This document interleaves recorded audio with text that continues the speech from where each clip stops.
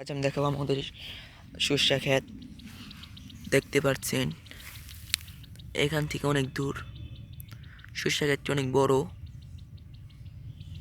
আর দেখতে পাচ্ছেন সর্ষা কত সুন্দর হয়েছে।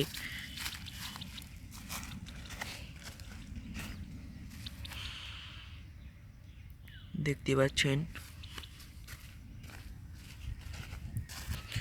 সর্ষা ক্ষেত। এই যে একটি ক্ষেত আর এই যে একটি ক্ষেত। এখানে বেশি শস্য হয় নাই, আর ওই ক্ষেতটিতে অনেক হয়েছে।